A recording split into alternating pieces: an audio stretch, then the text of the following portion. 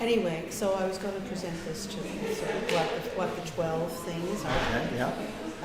And I'll have a look at it. I mean, Yeah, it's, I say, I don't have no idea what the budget's going to be. exactly, and we need direction. I mean, And- yeah. So I won't step back until I hear. Yes, yeah. But when I do, I'll give up like that. Oh, yes, Yeah, it'll be yeah, handed hand over quickly. Yeah. But the thing is that we're trying, well, with 4 done, intro plus 4. Yeah. Trying to have that done by the end of June. So Yes, over right. the summer, we can do the next 4. Because it's 12, right? There's Yes. 12. So we're up to here, right? We're up to 4. And then doing these, now we'll still have to get a bit of info, but it's not hard to fill in. And then the last 4, ready for December. I think the first 4, I think we should, unless we get to this today, Yeah. I think we need to send that forward to Mike. if Yes, he's we trying to get. Yes, we will. But if you, Yeah, I know. it's just to say, you're on the wrong, you're on the right track, have you thought in? Yeah, exactly, yeah. That's all. Because if we can get that to Mike this week, he could tell his people before their last class, is that right? Or when's their last class? Their last class is not until, like, they run right through until, they start up after the summer again for a few months. Okay, yeah, I but think he runs January to December, actually. okay. No, but when's the last class for the summer? Is it the 22nd? 22nd, so we got time. So if we could get that to Mike as our, we will call it our work in progress, just a sneak preview, then he can start talking to those people who might be doing the course. And then by the time we get the next bunch, I think David, Chapman. the historian. Oh, David, yeah. Is it not Chapman, it's Greenwood. Greenwood. Had already said that he would be willing to teach again, but he's gonna have to change what he's doing. Yes, yeah. I think so. That's why it's He's a little important. bit too active for a lot of meetings. But see, the next lot is pretty good because, well, we do have reading and presiding because that was regular rules. Then it's just morning prayer in the 2 books, Yeah. right? Yeah. So that, you know, and so that can And all we be, dig is a test run for both. That's right? all. Yeah, it doesn't need to be. yeah, so I think I can Yeah, have that. yeah, okay. Oh, thank I'll you. probably have a look on it Tuesday before I get a chance I to would look really at appreciate what I will. Yeah, that's right, Regardless because of you never whatever know what happens, I'll can have post. that. Well, especially these days, Yeah. yeah, And I'll better hear that's back probably from done. Reverend Dorothy when she gets it. Exactly. So whenever you're ready. What's that? Oh, thank you. Yes, yes, she is. Yeah, but that's right, you have done a wonderful job. Yeah. You know what, I really enjoyed it. I was terrified when it started. Oh, I know, yeah. You know what would be nice if I could write down that thing I asked. I handed out some pieces of paper. What is it you really wish you learned in the past? Okay, yes. As in, okay, so we'll do that. Hi, people, we've got 1, 2, 3. I'm gonna make sure everything is in order for But the Joanne. nice thing is that question is actually probably as good, yeah, because, you know, when you're taking the course, you have no idea what you're missing until after you've been doing whatever you're doing. Well, I guess sometimes you might I be. used to teach some pretty hard-nosed people. My teaching experience was mostly with people who didn't fit into the regular school system. Yes. Like if you read something on the news, some kid attacked somebody in their school, we'd say, oh, we'll have him next week, and we did. Yeah. So it was a pretty hard bitten group. Yes. And you had to meet them wherever they were Yeah. and try to build on that. And that was always my experience. You know, and because they are people that are they're actually, there's something happening in the background usually. Yeah. People just don't come to believe. So say the criminal mind is not, doesn't come naturally to people. That's right. There's usually something lacking in the background or in their so, and they probably can identify it. Yeah. Very, very little. We got almost everybody here now. I've got 1, 2, 3, 4, 5, 6, 7, 8,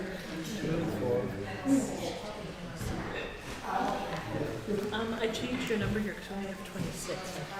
Oh, okay. Yeah. We're missing about 4. I'm gonna have extras. We'll get it, it's something to get them started before we actually get into it. Well, Marie is, we're waiting for, Marie is Marshall? I just didn't know until this morning what might be the best thing, because at lunch we had a talk with some of our attendees who were talking about they'd like to redo the course because there were things that didn't Yes. get covered, so that's why I'm doing this.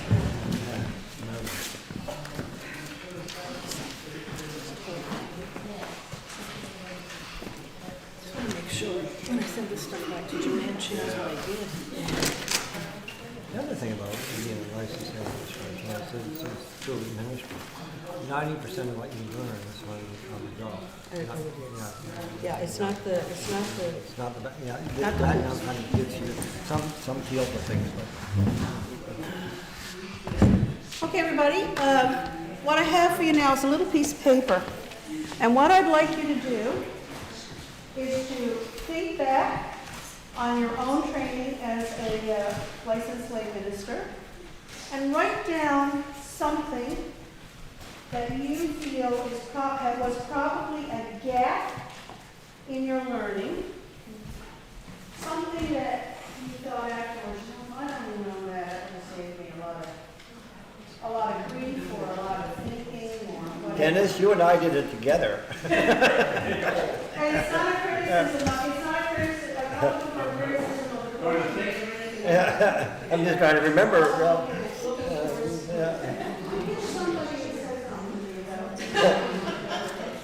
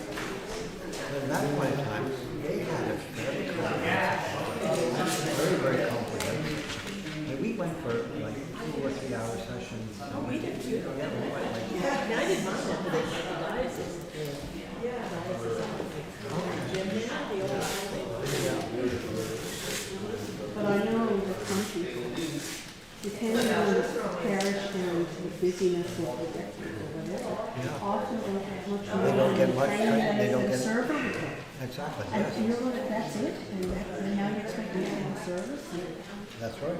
so that's why we are what we're doing. Okay, so does anybody have any questions, want to give it out to paper? Giving out the paper, well, if you can't remember, that's your problem. What I'm looking for is something that you didn't learn in your training or in the early days on the job, that if you had known that, that would have been excellent. Something that you didn't know. For some people, I just, oh, you got something, oh my God, do you need another piece of paper? You're done. Okay, and this is like, thank you so much. This is like a little survey, so that we can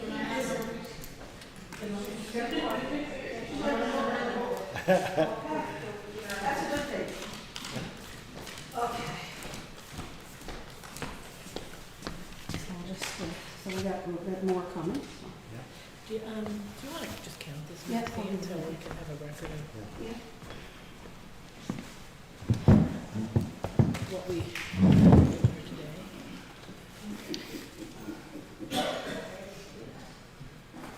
Okay, so.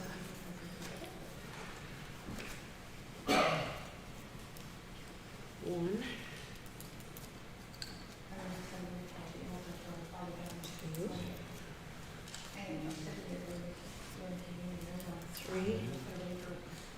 3:40? Yep. Find your John Henry there. Actually, you're Maxine Simkin, but. If you want to write John Henry, you're more than welcome to that too. Okay. Okay, so everybody a chance to.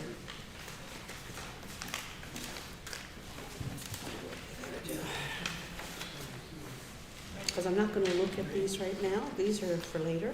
Right. This is just, Yeah. and Take this time. ideas, it gets the juice.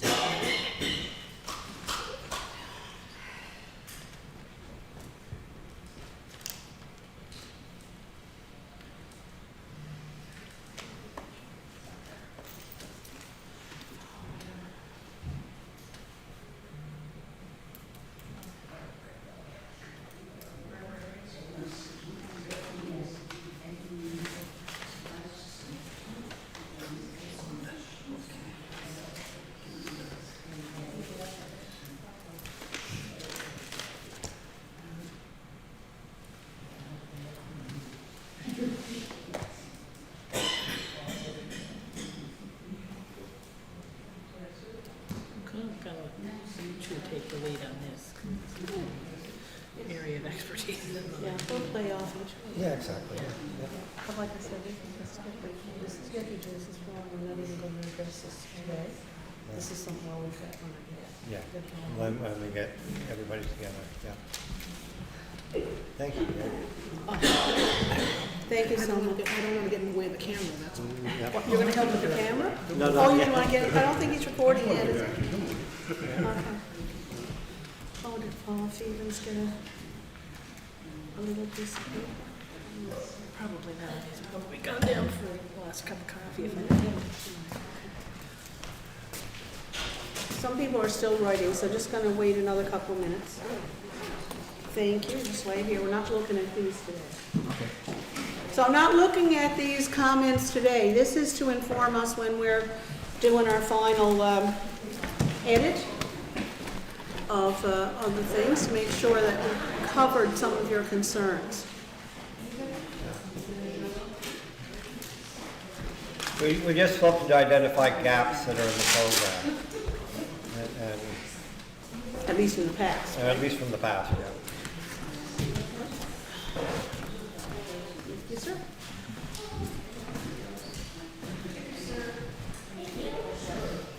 Thank you. Thank you so much.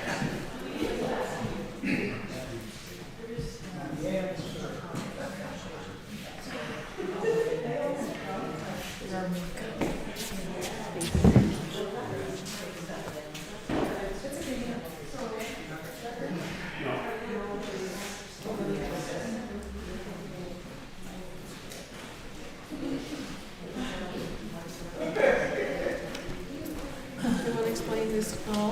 What's that? Just explain to Paul what you're doing. If he wants to participate. Thank you, sir. We just want to know if there's anything he felt was missing. Yeah, in his training. Thank you, ma'am.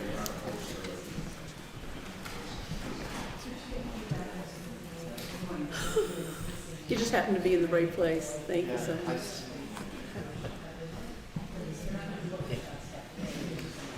Everyone's camera shy. Thank you very much, Dennis.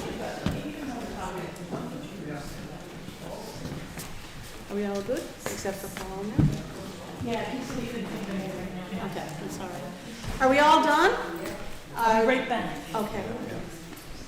Take your time, another couple of minutes. People are still writing.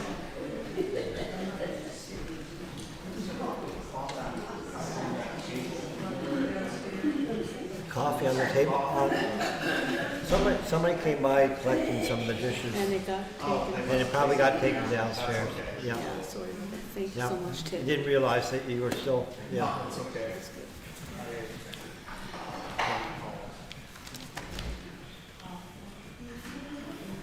If you want to run down and grab another coffee, go Yeah, ahead. go right ahead.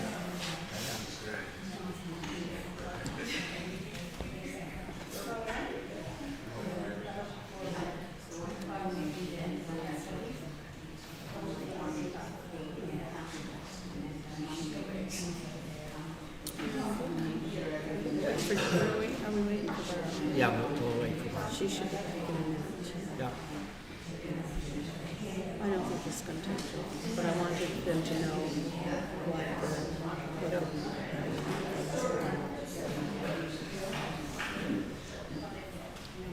Sure, we'll have, what was it, 5, 6 questions? Or 2 or 3 questions? Oh, yeah, I incorporated them into the latest one. Okay, very good. Yes. Yes, yeah. Yeah. No, No. I think what we're going to do is we're going to compile them to, and we're going to use them as a kind we just want to identify, before we move into a final version of a program, we just want to identify if there's any gaps. So any feedback we can get from you folks. Now, before we contaminate the talking this afternoon. That's right, yeah. Yeah. Okay. Yeah. Thank you. Does everybody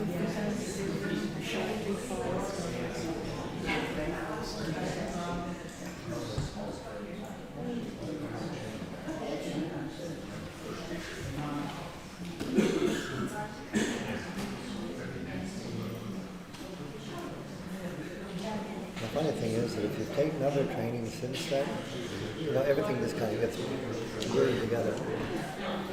Yeah. But I'm hoping that this, whatever we do now, will be a good audit situation. Yes. And I would encourage anybody putting it on to put it out to audit and ministers and so forth. Yeah. Because I've had people say that of course. Exactly. Yes. Okay. Are we ready now? You're still. I think Jordan is. Okay, very good. Has everybody had an opportunity to write down their thoughts on the little slips of paper for me? Yeah? Okay, so there's no rush because what you've given us here today, as Reverend Tom and I were saying, is for us, after we've come up with a few of these lessons, to go back and see where the gaps are, okay, on the different topics. Yeah. So I wanted to bring you up to speed on what the course that we're putting together, the curriculum, looks like. And it is in, at the moment, 12 sessions. 12 sessions. You could think of them as being in three different groups. So for example, if you started the course in September, which is when most of these things start, you got 4, September, October, November, maybe December, January, as your first group, and then your January, February, March, April, May, second group, and then you might do something over the summer or early the next fall. Yeah, I think right? it usually goes into the next fall. It usually goes into the next fall because it takes a while. So here's what the general topics are. So I'll go pretty slow. The first one is discernment. How do I know I'm called to be a licensed lay minister? Or why am I here? Or why am I here? Because the minister said I'd be a good one to do the course. Whatever. Or your cat told you, or something like that. Yeah, whatever. But why? Well, yeah. Why is this something that interests you? Yeah. The second one, the second class would be on being Anglican, our identity. You think about if somebody walked into your church and said, so what is this Anglican church thing? Why do you do that? I've never seen anybody do that before. How do they all know that you got to stand up or sit down? That's what that one's about. What sets us apart from other Christian denominations? The third one is all about disassociation. Who the Licensed Lay Minister Association is, how to contact us, our website, and the fact that we offer opportunities for training and upgrading and stuff like that, as well as things like taking advantage of what the diocese offers online.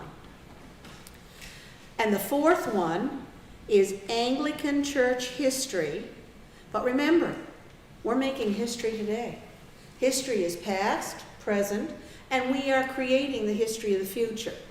So, it's not just about the Anglican Church in the past and old Henry VIII and whatever rabbit hole you want to go down, but it's also, who are Anglicans today? What is it we believe? What is it we want the world to know? And what are we preparing for the next generations? So there's a lot of discussion opportunities in that. The fifth one, usually we did Old Testament and New Testament, and depending on when you did it, where you did it, with whom you did it, sometimes that became overwhelming. I know that when we do EFM, we spend a whole year on the Old Testament and a whole year on the New Testament. What's that? I said at AST you'll spend a whole semester in a term. Yeah. Maybe just on one particular. Exactly. There is a good point.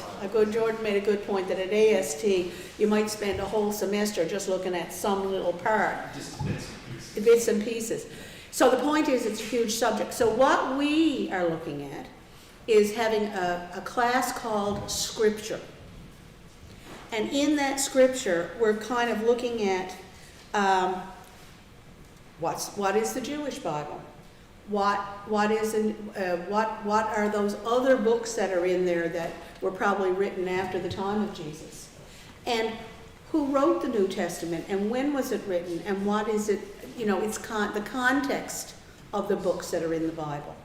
So it's important because I know that when I first got involved in things like Bible study, it was all Greek, well, it was all Greek to me. Yeah, and if it wasn't Greek, it was Hebrew, so there you go. There you go. So you just don't, but as we know, as we've learned, there are ways to approach Bible study, and that is probably something that might be a future course, either through the diocese or this association. Yeah.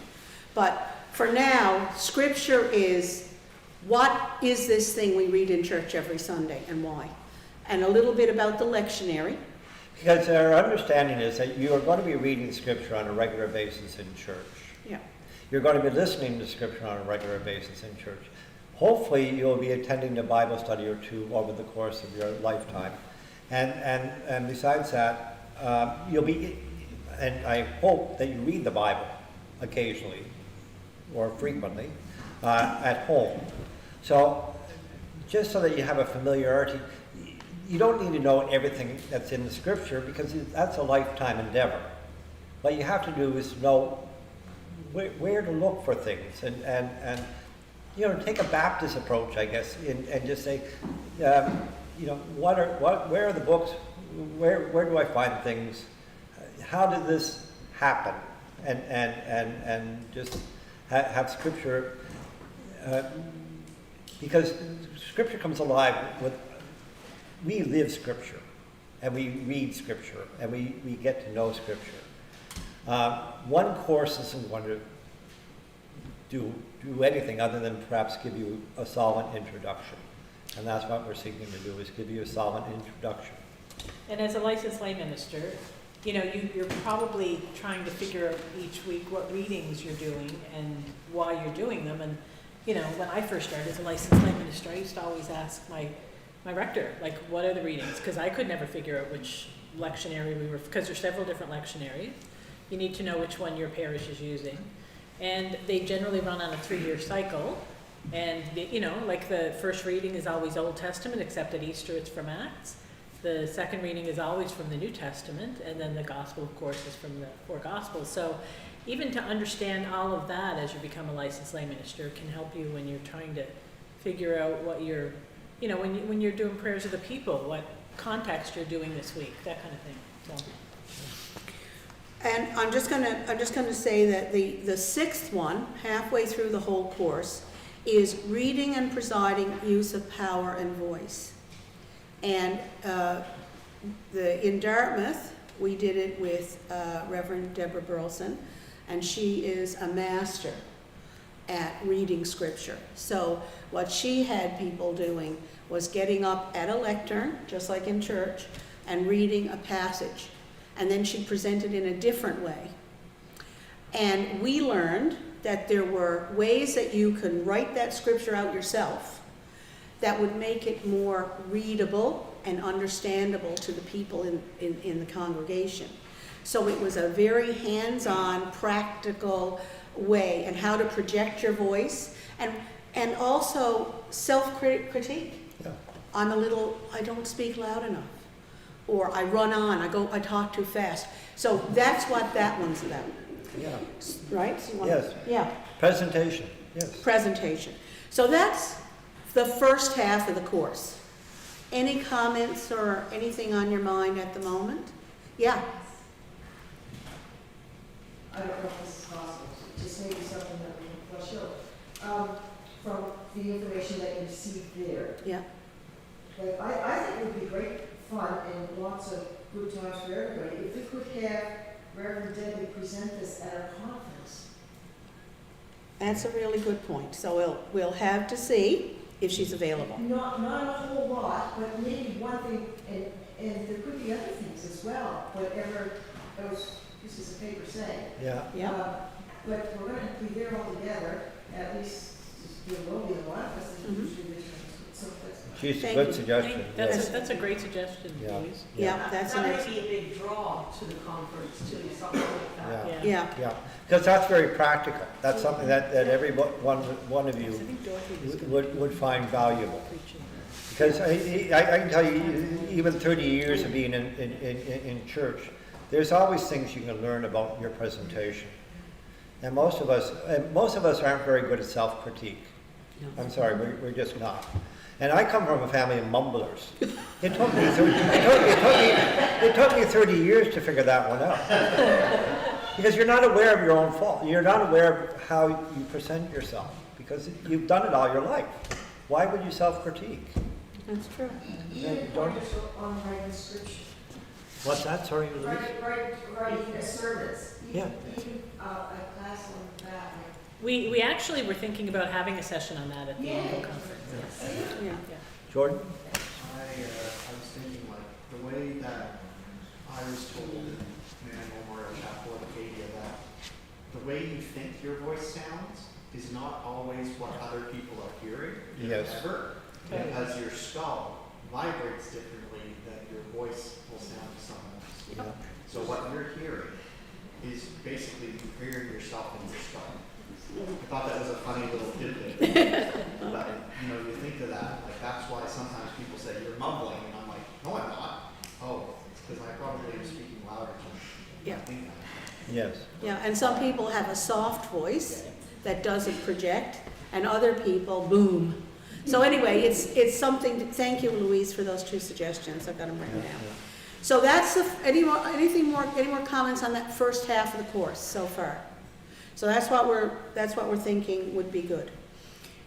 Moving on from that, it was alluded to earlier this morning, the Book of Common Prayer is the service of morning prayer as written in the Book of Common Prayer, because it is our official prayer book.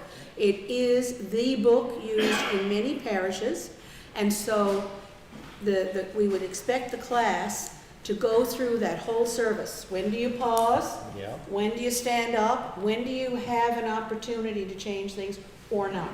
Yes, Jordan? Yeah, sorry. My question is, I'm at two different parishes. One uses the BCP lectionary, the other, in the BCP service, what confused me is it used the revised common lectionary for both services. Right, yes. And that, And a lot of parishes do. and a lot of parishes do, and it's actually, I found, more common for them to use the RCL rather than the BCP. That's right. But that was something when I did morning prayer and officiated, it was like messing with my brain being in two different parishes. I think it's one of the hardest things for a licensed lay minister to Yeah, figure out it is. which readings are appropriate for the day. Yeah. Gail? I just have a question No, I'm on one of the sections going on history. Is it going to be 2 hours on history? Because that's what. Oh, we're coming up on that. We're coming up to that one. Yeah. Yeah. Gail? Okay. That was one of my questions when I was, first going through the course, was that, for example, in the BCP, there's even, there are pronouns that are changed, and I asked, well, is there an actual copy available that has this already laid out for you? And then for the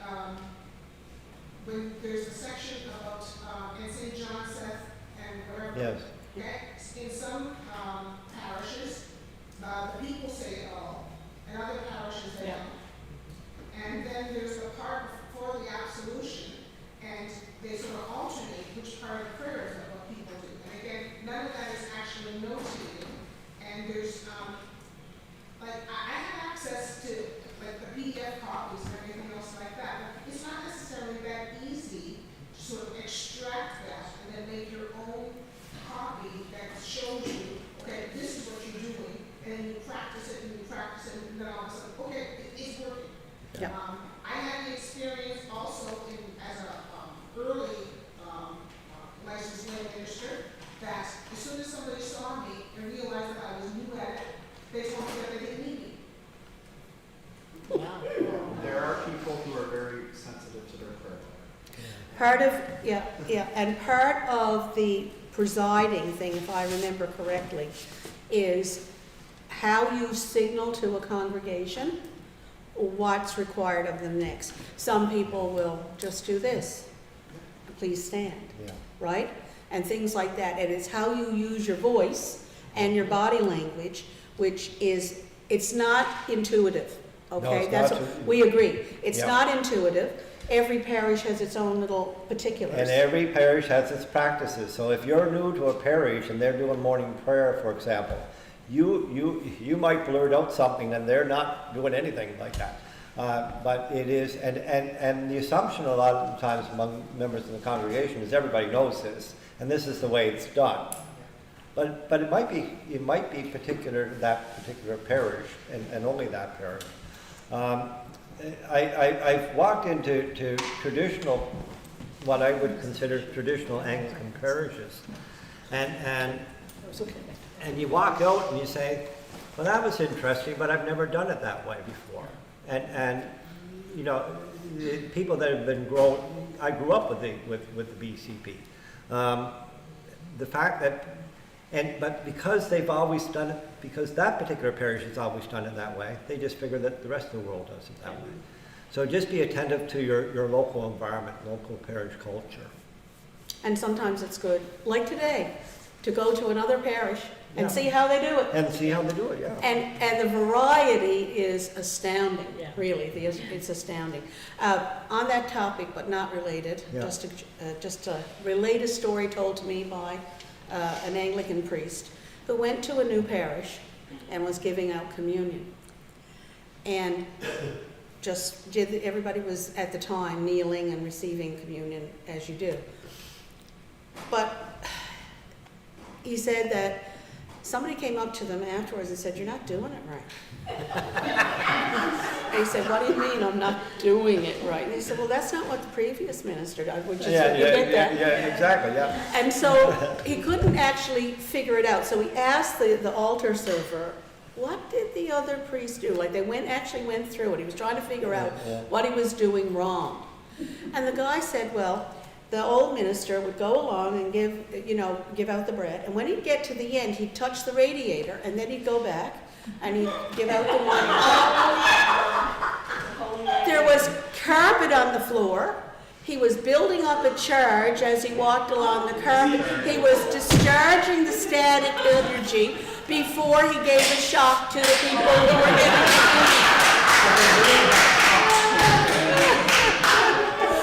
So it doesn't take much to start a tradition, and you better ask yourself why. Because the Lord really doesn't, he doesn't have a lot of opinion about some of the traditions we have. I thought I'd share that with you. Okay, so that would be the number 7, the Book of Common Prayer, and it's actually going through the service and seeing how it's done as a group. It'll probably be in a regional setting, but in your own church, you could go back and say to your incumbent or your priest, why do we do it that way, or what would you prefer? And you know what, it's better to do it as a region, because sometimes clergy don't know that there are sections of the BCP morning prayer that's reserved for, they should read the rubrics, but oftentimes they've done it all their lives or all their vocation, and a lay minister doing it for the first time may say the priest part. Yeah. There's reasons why the priest does the absolution and whatnot, but at least for everyone to know that you don't say this, but this is where you can find an alternate somewhere in the book. So the Book of Common Prayer is number 7. Number 8 is doing exactly the same thing with the Book of Alternative Services. So you're going through the whole service as a group. Where do you stop? When do you do things? And where there's some variation. And of course, in the Book of Alternative Services, the prayers of the people are probably the most different. Yes, yeah. And they are often written by a person in the congregation. It could be a licensed lay minister. You may, if you're presiding at the service, one of your other colleagues might be doing it. And so that's something else that you've got to keep in mind. And it's also important to remember that, once again, clergy may not be always attuned to this. Marie and Ted can attest to this. In my parish, if we do a morning prayer, it's always from the BCP. It's just my parishioners probably wouldn't know what to do with a BAS. Mm-hmm. When we started looking at lay readers courses back in the day, and this was probably 15 years ago or so, it was Ted and Marie that actually had to instruct the region, because I was useless in instructing the region on how to use the BEAS, morning prayer, because I don't use the BEAS. And even in my morning offices, I use the BCP. 2008. Yeah, 2008 was when we had it. Yeah, but so just be aware of that too. You know, that's the nice thing about regional courses, is that sometimes it will introduce you to things that even your own parish may not be aware of. And I've been in parishes where everything is on the screen. Yeah. And some have gotten rid of their prayer books, either one. And so it would be nice, and it's recommended, that in these 2 classes, you actually have the books there for people to turn the pages, and because there's information in those books, especially in the Book of Alternative Services, about the readings, the collects, everything. Yes. So it's a good opportunity to at least for the BAS, to flip back and forth and see where your other information is available. So that was the Book of Alternative Services. There's also some instructions in the BAS. Yes. Yes. That's right. Stephen? This year, during our week, I did morning prayer, but it's basically Celtic style. Yeah. Right. So it's Yeah. And now we're introducing alternate liturgies from other And I think within that's the what Anglican BAS Communion, but from other jurisdictions. Yeah. And that's unique, as far as I know, to our diocese. In other dioceses in Canada, there are places that must stay with the official liturgies, and our diocese has allowed us to say, do morning prayer from New Zealand or Australia or England, and that is a special privilege that we have. So and I think it's good that it will come up in this class, because then you can have a short discussion about, well, what are the liturgies that we could use, and it would really make your own presentation all the more interesting, right? Yeah, anybody else? This year we did what's called Around the World 40 Days. Yes. And 5 Sundays, we did 5 different religions from the communities. Like first one was from New Zealand, next one was from Brazil, then Scotland, South India, and then Kenya. There you go. Yeah. So that's amazing, Yeah. that your parish took it on to have those different liturgies, so people could pray in the words of another region, which is lovely. Yeah, really good. That's a good idea, something to bring up in your own parishes. The next one, number 9, is writing and delivering the prayers of the people. So that's looking at the lectionary again, looking at the connection between all the readings all the way through, and making it relevant to the people in the pew. That's the whole point, right? When we're doing the prayers of the people, we are trying to voice the concerns of the people, and that's when you have to read the news, So whatever's happening in that community, if somebody's been lost at sea, if somebody is worried about food security or whatever it happens to be, they should be reflected in the prayers of the people, not a political statement, but to pray for those who are mourning or those who are in need or whatever. So that's something that will come up in writing. And that session is actually taught by licensed lay ministers. So Yes, Yeah. yeah, so that should be good. Yeah. There's also books too. What's that? There's also books up there. Oh, yes, you can find all sorts of resources. Yeah. Yeah, and we're hoping to, that you bring up a really good point. We're hoping to provide a kind of like a page resource on other places where you can look for things. So it won't be just the class. It's like, oh, and you can read here or try something or go to this website or whatever. We didn't have Google 25 years ago. Yeah. So- Yeah. The number 10 is introduction to preaching. And we haven't written that one yet, but the whole idea is how long it should be, what you include, how you're stringing together the readings, what is your message for that congregation that day. And also, it's not, like people don't want to hear your life story. No, they don't. Right? They don't really want, you might find it interesting, but too many anecdotes and things like that. Yep. One thing that I think would enhance that particular topic Yep. is if we can get some methods that are used by different people. Yeah. Because some people are more, if they talk out what it is that they have in mind and then listen to what they said, they can often write it out faster. Other people have a reference point of view, which I think is the one that you just mentioned. Yep. And then for others, they actually benefit by looking at people's anecdotal stories. And then from a couple of anecdotal stories, they can develop their scripture that goes around them. So I think that the theoretical basis of how to do your sermon preparation is important. I think at the licensed lay minister level, that ways that match finding out your own personal style will give you more confidence at the beginning. That once you have your own personal style established, then you can adopt some of these other methods. That's an excellent thing. Now, I was trying to write fast. You did say methods used by different people. I got reference and anecdotal. What was the first one?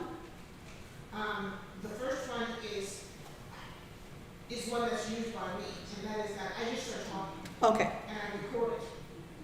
Then Okay. when I finish the recording or I get stuck, Yep. I'll stop the recording and I'll listen to what I said. Okay. Then just even listening to your own voice, Yeah. it often will clarify some ideas. It's amazing how quickly it clarifies. Okay? Actually. Or you'll listen to it and you'll say, what? Uh-huh. Yeah, my method is similar, but I do it on the computer. I start at least a week before. I'll just write down like stream of consciousness and then go back up and start finding like you were saying, finding the important things in there. And of course, I didn't mean, and also on the anecdotal thing, I didn't mean that you shouldn't have anecdotes because Yeah. that's a great entryway. It's a great way to break up your talk and all the rest of it. It's just that people don't want to hear your life story.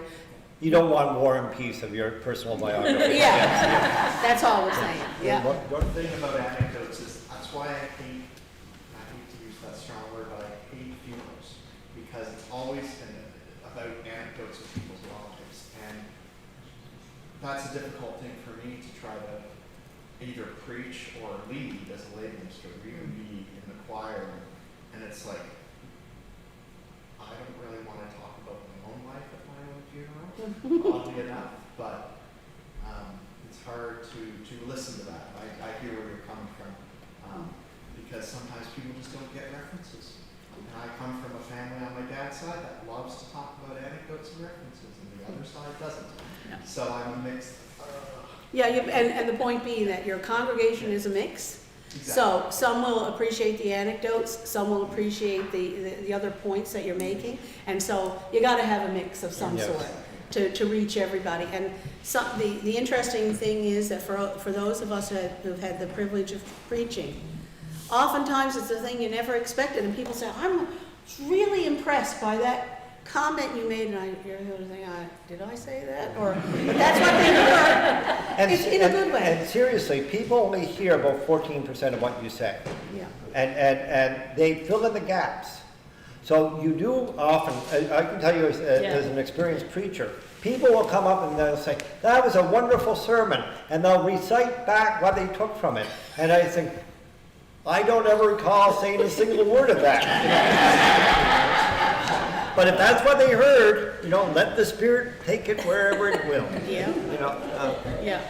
Dale already referred to this, referring to references. I know there are some good references somewhere. Are they in the book? Are they online? Where do you people go? Okay. Gail? To start a sermon. There's one reference that I used in another denomination. I actually found it in one of the popular online stores. It's called Subject Guide to Bible Stories. Yeah. So you can have something called compassion, and then it will give you a whole list of references. Some people look at a reference called Where to Find It in the Bible. This is something back from, I think, the either late 1900s, early 2000s. And again, for some people, that kind of reference is fairly helpful for them. Some people have annotated Bibles, and at the end of the Bible, they'll have a section on topics. And again, that helps some people. Another thing that sometimes helps people is if you use a different Bible translation, and the app that I use that has all of them available for free is called U Version, YOU Version. And some of the Bible studies, they'll take you through the entire Bible. Nikki Gumbel, who's the founder of Alpha. Yeah. That version is a story, is an devotional every single day for the 365 days of the Bible study. And many of them will often have amazing references for you. And the only reason I'm speaking to you about this is that in my previous denomination, this is what I had to do every single week. Right. Yeah. I had to deliver, not necessarily a sermon, but I had to find a subject and then find Bible passages to go with it. That's the only reason why I'm saying this in such, confidence type of things, because I had to do it for so long. Yeah. Thank you very much. And if any of you are using a reference like that, please let me know. Let us know, because we're going to make up a resource page for every one of these classes, and that's just the sort of thing that I think everybody should know. That another place to get all your different versions is Bible Gateway. You can just put in the passage and select the translation you're interested in. So there's all these Yeah, there's different also a things. source called Sermons That Work. Yeah. The Episcopal Church, and there's sermons in there, but I mean, you can, sometimes when you read through sermons for a particular week, it'll give you some ideas for yourself about what you want to do. It's hard to start a sermon from scratch. It's not an easy thing to write a sermon. Yeah, and we're not publishing it as your own. It's something that it's your interpretation of what you read. And I think that's what we would encourage everyone to do. Yeah. Not to just take something whole Straight, cloth yeah. from someone else, but to read 2 or 3 of those things and then And put it pull together. something out of it. Yeah. Any more comments on yeah? Just one, that the prayers for the people can be done that way too. Yes. That's the way very often you can just go on prayers of the people for whatever date. And you can look at what different churches have been doing within the Anglican communion or not. And again, sort of extrapolate what you want to use. That's right. Yeah, Thank you very much. That's a really good comment. Yep. And for prayers for the people, St. Paul's, Charlottetown, Yep. on the webpage, they usually put a synopsis Okay. on a weekly basis. Thank you. That's excellent. And that's a local reference. And that is, Yeah. it's in our diocese. Yeah. That is awesome. Okay. So number 11, and you guys will have to help me on this, communication. is that topic. Now, what are we doing with communication? Because I haven't gotten that far.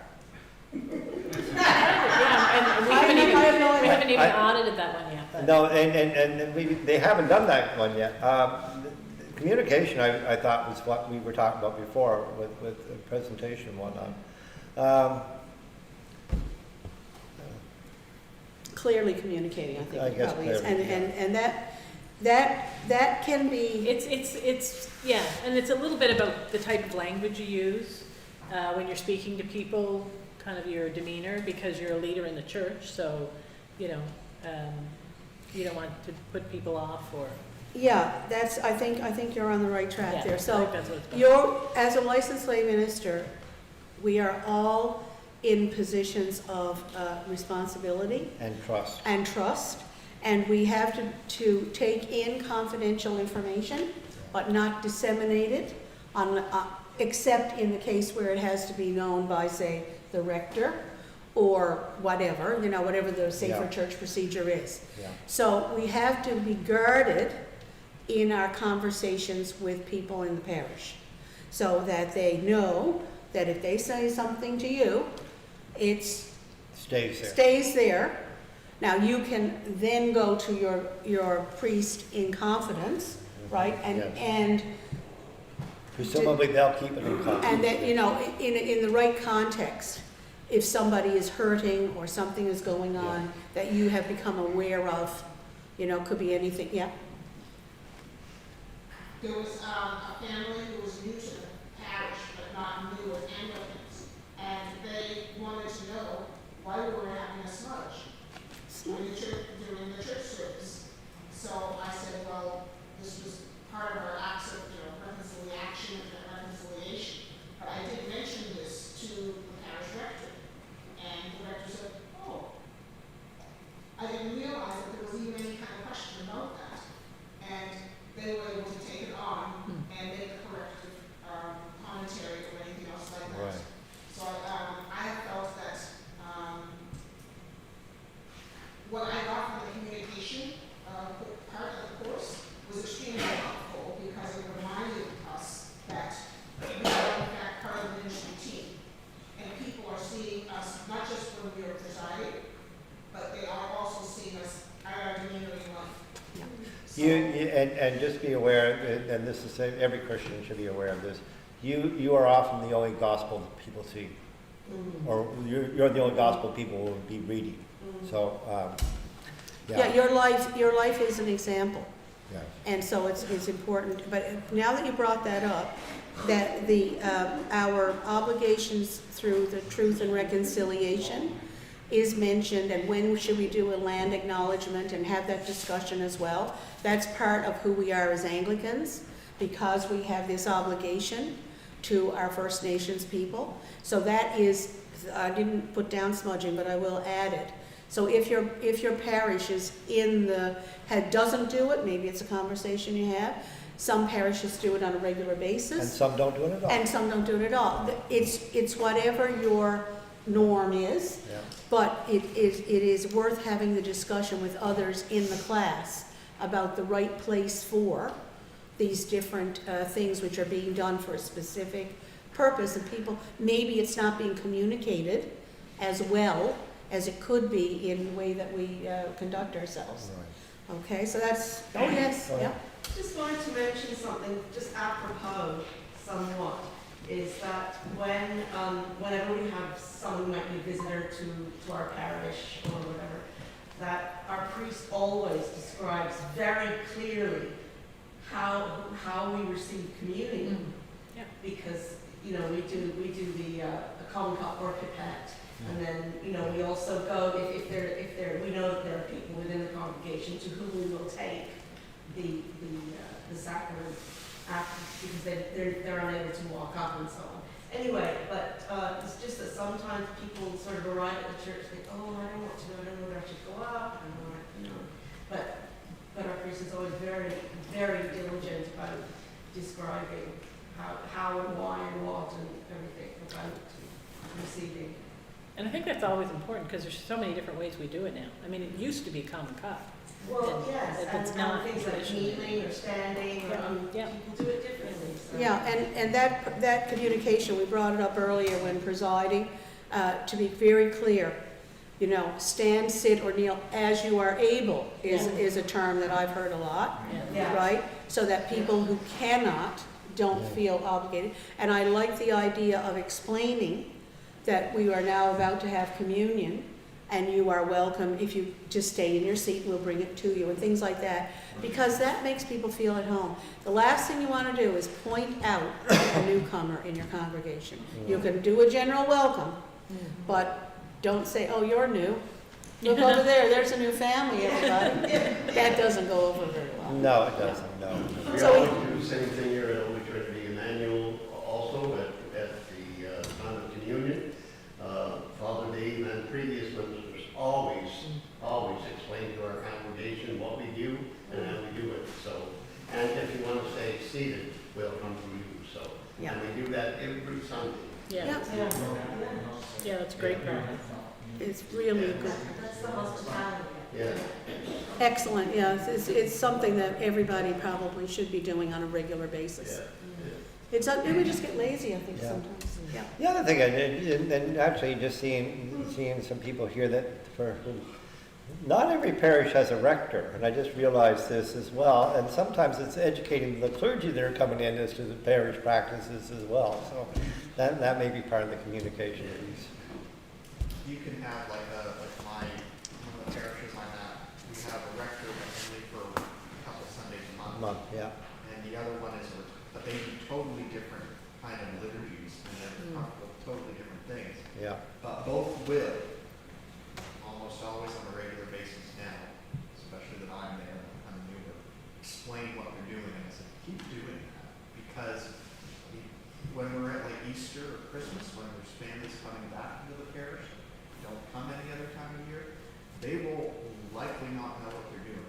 Yes. So I said, well, let's keep doing it. The other thing that's important is to identify page numbers every once in a while, particularly if you're bouncing back and forth, or just to remind people where they are in the book. Yeah. Okay, and again, because we haven't reached this stage yet, connecting church and world, and I believe that's all about being aware. Are we talking there about not outreach, but It could be, social, but also social social justice. justice and Yeah. things like that. Yeah. So that that's a work in progress. I think around our responsibility around, you know, maybe helping with people in your community and Yeah. further afield even, you know. And the church has an obligation for a diaconal role, which is to connect with the wider community and the wider world. Yeah, because our diocese covers all of Nova Scotia and PEI. And the regions that are set up cover every square kilometer of Nova Scotia and PEI. So even if the church is not that active in an area, or if a church closes, then that area that was maybe previously, you know, its own parish is now becomes part of that region and is covered by another parish. So we need to think about all of the people in our regions as those that we need to serve, not just the ones that come to church, but everybody in your communities. Yeah. I think that's an important point to make. We're not membership defined. As Anglicans, we're parochially defined, which means that we have parish boundaries. And one of the things I take great delight in being an Anglican is that we are parochially defined, which means that everyone that's within your parish boundary is your parishioner. Regardless of denomination. Regardless of denomination, regardless whether they're Christian or not, yeah. So everybody that's within your parish boundary is your parishioner. And our job is the cure of souls.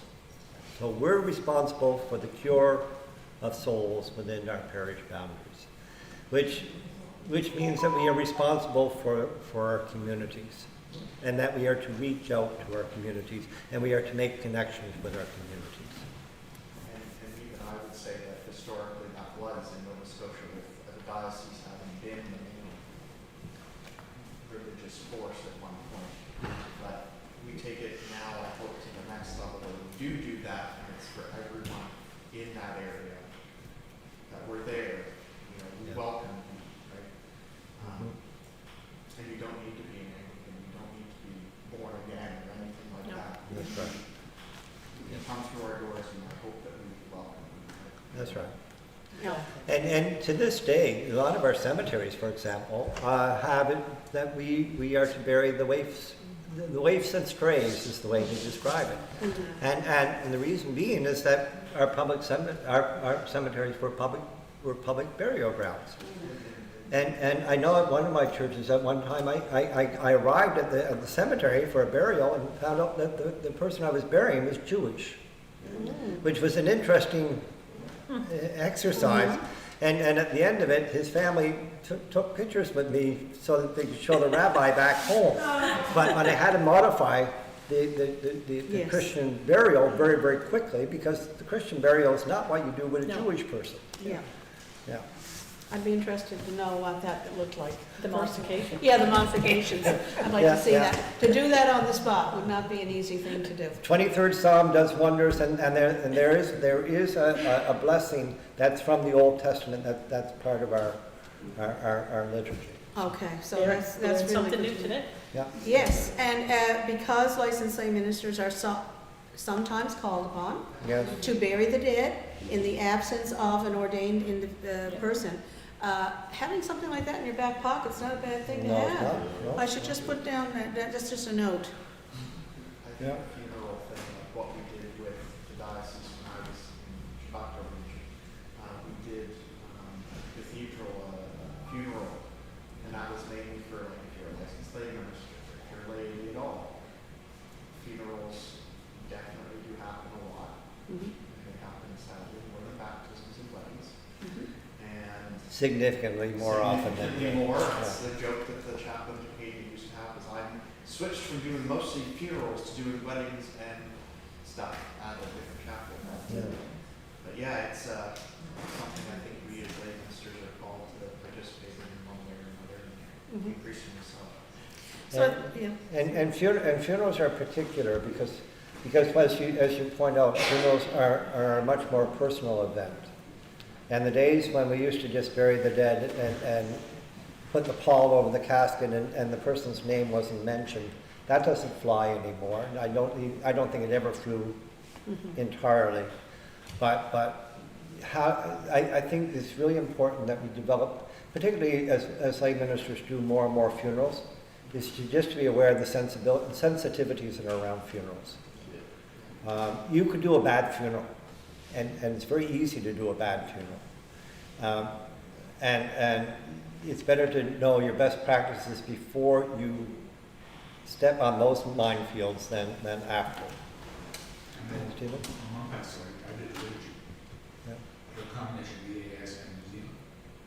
I also went to Catherine to go through what it's okay to do it this way and make sure it's Yeah. proper, but I did my own thing. That was at the Legion, did you say? No, I did my own liturgy for mine. Oh, He you did your own developed his own liturgy for your liturgy, mother. yeah. Well, there you go, with the permission of your Yeah. rector. Yeah. Yeah, So there are lots of things, things that are possible yes. and more than we think.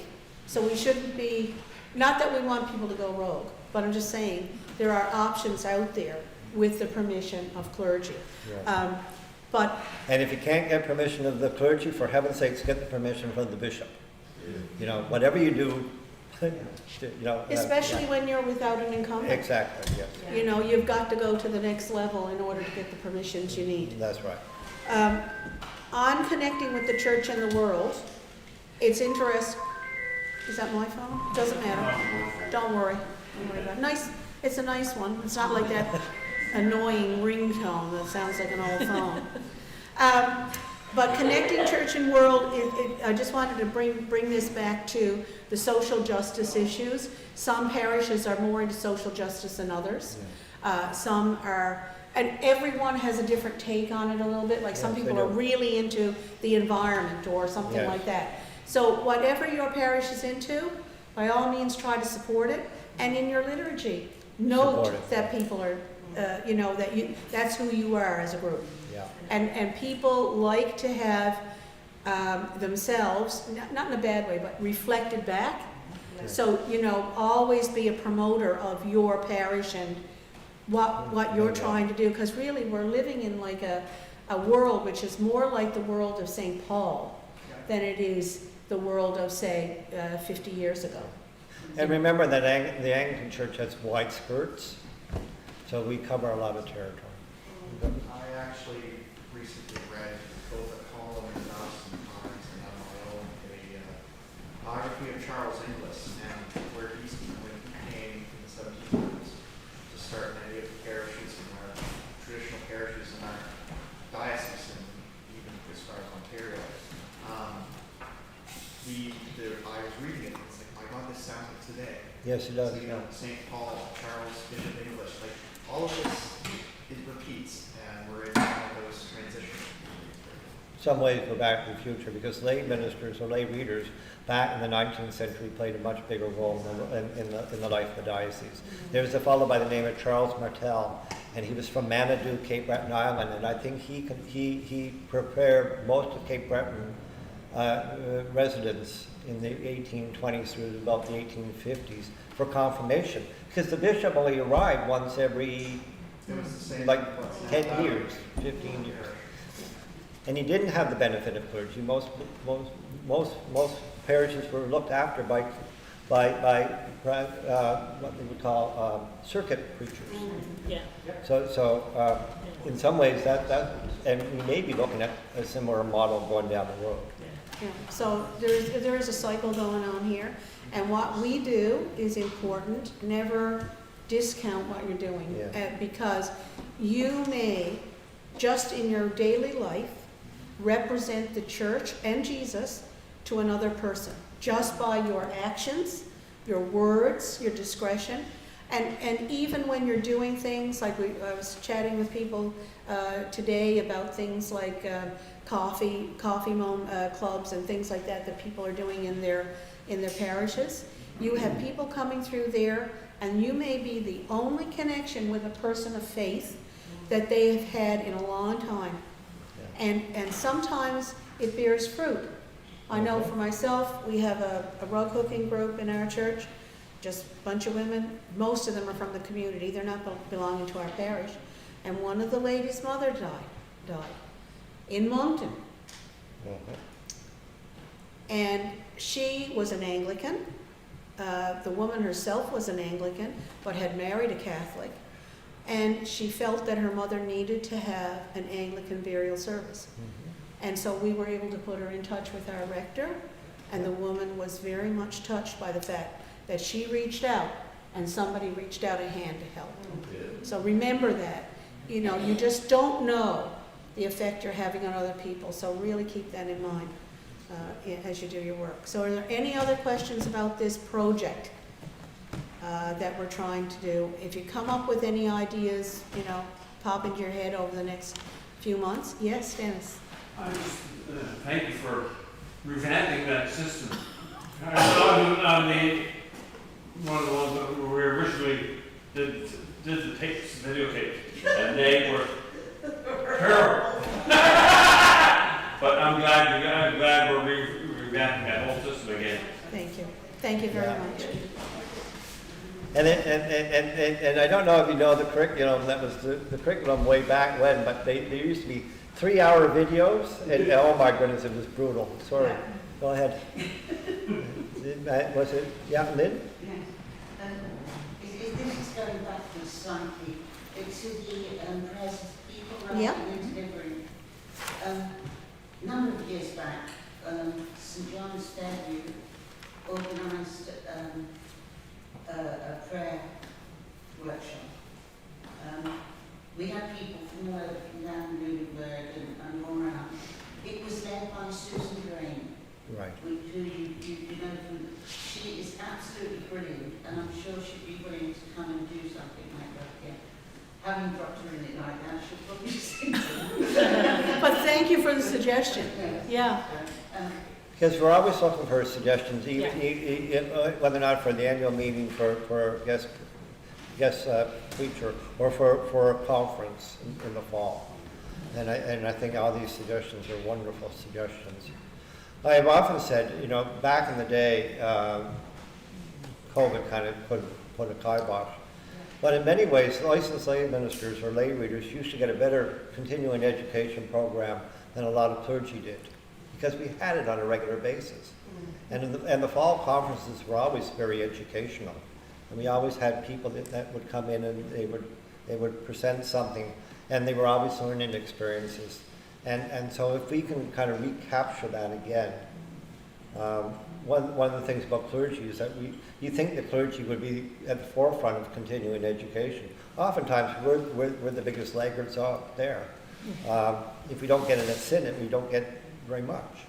So, but if we can kind of hone in our education program, and particularly for fall conferences, then you folks will be, you will be richly nourished in what you're doing.